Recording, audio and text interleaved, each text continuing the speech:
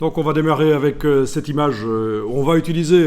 D'abord, il faut résumer un peu ce qu'on a vu. Au début, on a fait les tracés vectoriels qui conviennent particulièrement pour des objets à bornettes, genre aspirateur, voiture, même des objets naturels à bornettes, bien sûr. Ensuite, nous avons vu les curseurs d'écrêtage qui conviennent particulièrement quand on a des objets complexes, mais qui sont sur un fond assez uni. On sait repérer dans quelle couche l'objet se détache le mieux de son fond en silhouette, et puis utiliser les curseurs d'écrêtage dans les options de calque.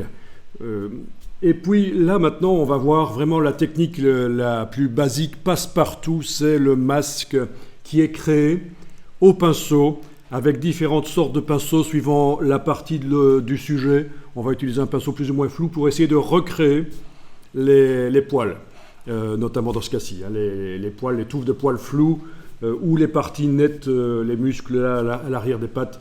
On va essayer de faire quelque chose de correct rapidement.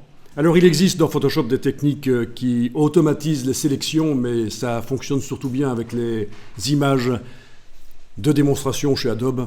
Avec les vraies images, c'est pas toujours évident.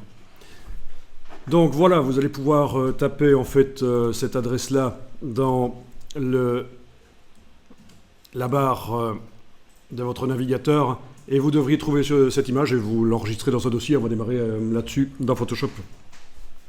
Je n'ai jamais travaillé avec cette image. J'ai évidemment travaillé avec des images très similaires. Le principe est toujours le même. Enfin, moi, ici, je préfère toujours démarrer avec une image que je ne connais pas encore, comme ça. Voilà.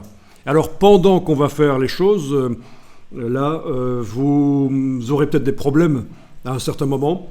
Donc n'hésitez pas à ce moment-là à le dire, ça peut être bénéfique pour tout le groupe. Donc l'erreur qu'il ne faudrait pas faire, c'est commencer à faire l'exercice vous-même sans écouter, parce que vous connaissez déjà une méthode. Vous êtes ici pour apprendre de nouvelles choses, donc voilà, écoutez un peu comment on va procéder. C'est pas vraiment compliqué. L'idéal aurait été d'avoir une tablette graphique Wacom connecté à l'ordinateur, bien entendu, mais bon, on va faire à la souris, tant pis, en attendant que vous ayez des tablettes Wacom d'une manière ou d'une autre.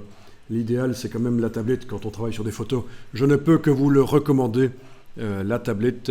Si vous vous demandez à quoi ça ressemble, vous pouvez... je peux en amener une et vous verrez. Hein, si vous voulez tester, je peux en amener une.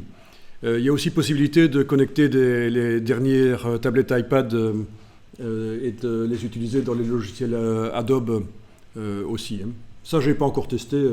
J'ai entendu dire que c'est moins bien qu'une vraie tablette Wacom, mais voilà. Pourquoi pas, il faudrait tester.